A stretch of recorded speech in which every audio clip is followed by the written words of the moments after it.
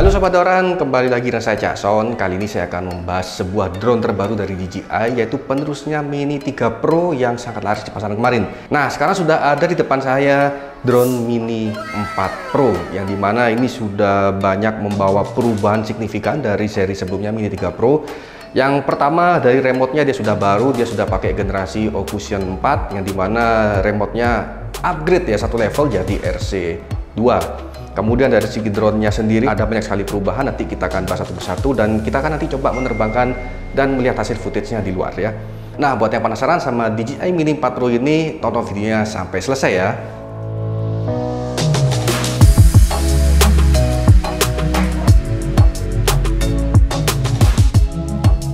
Nah, pertama saya akan bahas masalah desain. Seperti seri-seri sebelumnya, Mini itu membawa sebuah desain yang sangat portable, kecil, dan ringan. Beratnya pun tidak sampai dari 250 gram. Jadi kita tidak perlu lagi untuk examination atau tes ketika ke luar negeri. Jadi drone ini dianggap sebagai ya drone grade mainan di luar negeri. Jadi kita tidak perlu repot-repot untuk meregistrasi atau harus punya sertifikat. Jadi drone ini aman dan gak ribet ketika kita dipakai untuk berpergian traveling ke luar negeri. Tapi kualitasnya gak main-main. Ini sudah 4K, bahkan sudah bisa 4K 120 frame per second. Dan juga sudah ada HDR videonya, night shoot video. Kemudian di sini juga sudah mendukung HLG atau Hybrid Low Gamma, yaitu standar HDR yang dikembangkan oleh BBC Inggris dan NHK Jepang.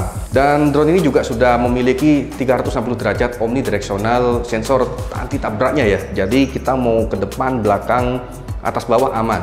Kemudian dari segi remote-nya, nah remote-nya ini sudah generasi terbaru juga ya, RC2, yang dimana remote ini baru ada di Mavic Air 3 dan yang sekarang kedua ini ada di Mini 4 Pro.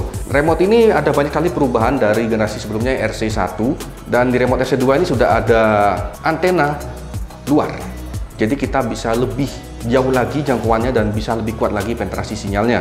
Kemudian di chipsetnya pun juga sudah ada upgrade, chipsetnya lebih baru dan lebih kencang lagi, jadi tidak ada namanya nge-lag di layar atau di dalamnya ini. Untuk operating sistemnya masih sama, dia basisnya Android, tapi sudah dilengkapi sama Ofusion 4, jadi lebih kuat lagi. Dan feedback layarnya dia 1080p 60 fps, jadi rasanya kita melihat itu kayak smooth banget dan worry free nge-lag ya. Jadi kita buat pilot yang masih amatir tuh kayaknya wah ini sinyalnya masih kuat banget. Ini ngebantu banget buat kita yang masih amatir, dak-dikduk ketika sinyal dikit-dikit kerepek-kerepek. Ini aman pakai ini. Kemudian layarnya sudah 1000 nits, itu artinya kita di bawah matahari ini masih bisa lihat dengan jelas. Sama kayak kalau kita pakai HP yang mahal seperti iPhone atau Samsung S Ultra yang mahal banget.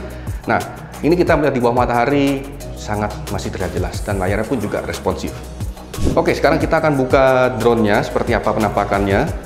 Nah, untuk yang di seri Mini 4 Pro ini kita sudah dapat propeller holder seperti ini.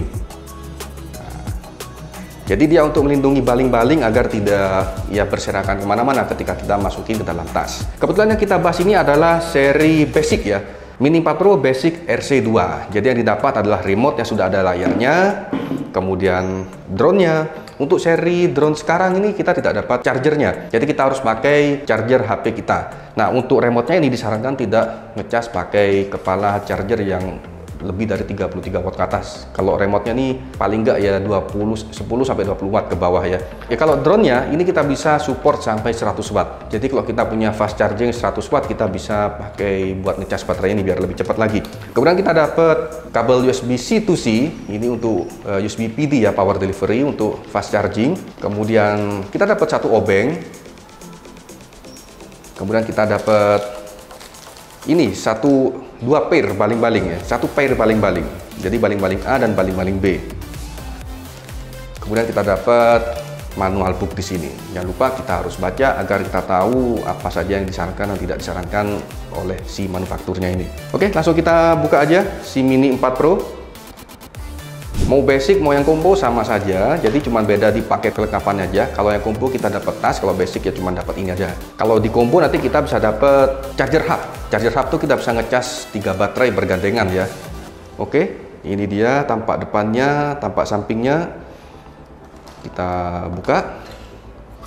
Untuk sensornya masih sama dengan Mini 3 Pro sebelumnya, tapi sudah ada perubahan dari bentuk mechanical gimbal kameranya yang meminimalisir untuk ada kasus embun. Jadi ini sementara ini sejauh ini Mini 4 Pro masih tidak ada kasus ngembun teman ya. Oke, sekarang kita buka. Nah, ada sedikit perbedaan dari segi kakinya. Kalau kita bandingkan sama Mini 3 Pro, kenapa? Ini kakinya kok lebih panjang. Apakah ini hiasan? Bukan, ini karena antena teman ya. Ada sebuah antena dan kompasnya. Oke, kita lihat dari sebelah sini.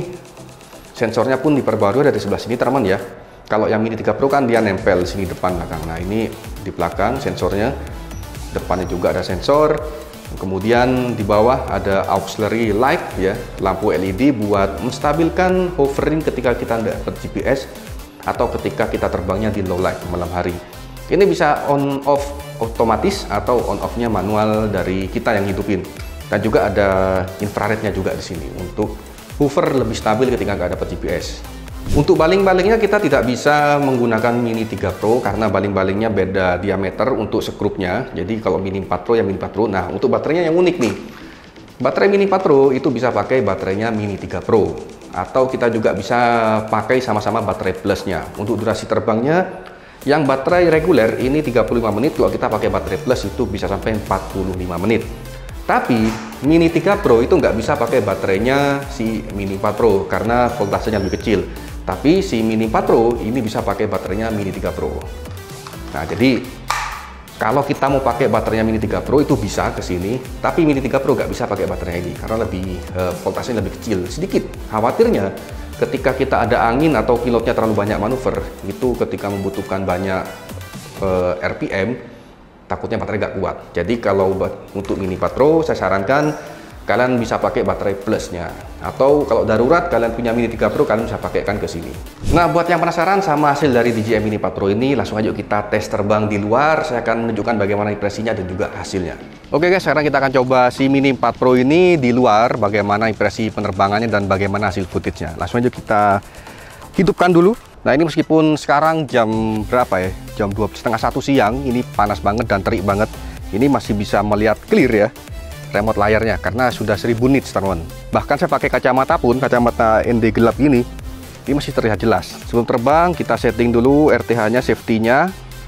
Dan si Mini 4 Pro ini sudah ada fitur advance RTH-nya, jadi kita nggak perlu lagi naik drone-nya terus kemudian pulang. Nah, dia sudah merecord jejak terakhir kemana kita terbang ya, selama kita nggak nabrak berarti itu aman. Nah, jadi dia pulangnya tinggal pulang aja lewat jalur sama, jadi efisien. Kita si drone nggak perlu lagi naik ke atas kemudian pulang ke kita. Tapi saya masih ngeset dulu. Oke, yuk sekarang kita coba, dan saya akan coba record pakai resolusi 4K. Home point updated. 4K 60 fps dan auto ya. Oke, kita take off teman-teman. Take off. Home point updated.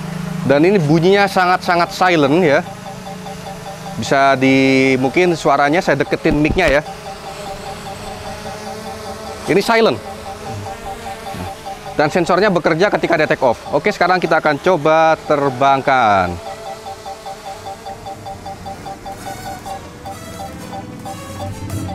Wah, ini mantap banget teman. Ini sticknya sangat-sangat lembut dan feedback tampilan videonya di layar ya, dari drone ke layarnya ini sangat mulus. Dan ini mantap banget buat para pemula, jadi nggak perlu khawatir lagi deg-degan ya karena krepek-krepek. Oh ya, saya juga mau menunjukkan bahwasannya si Mini 4 Pro ini sudah support portrait gimbal ya. Jadi kita kalau mau produksi video untuk reels, foto pun juga bisa. Kita tinggal langsung portrait dari sini. Oke, saya tunjukkan juga hasil portraitnya. Nah, ini saya akan coba merekam gedung JT Tower ya. Dan bagusnya lagi di remote yang RC2 ini, dia ada indikator mana H-nya itu. H itu adalah home point teman. Oke, kita kembali ke landscape-nya.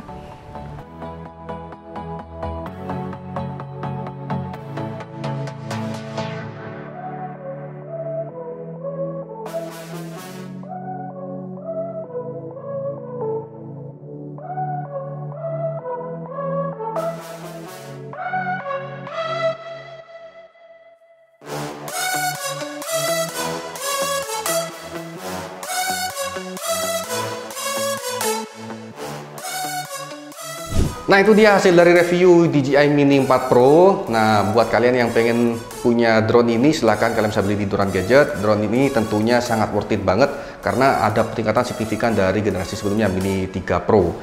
Dan drone ini sudah anti ribet-ribet klub ya, jadi kita tidak perlu lagi ikut examination atau tes atau registrasi ketika kita mau keluar ke luar negeri. Tapi tentunya tetap terbang dengan safety. Oke, saya Cak Son, kita jumpa lagi di review gadget atau drone berikutnya di channel Duran Gadget.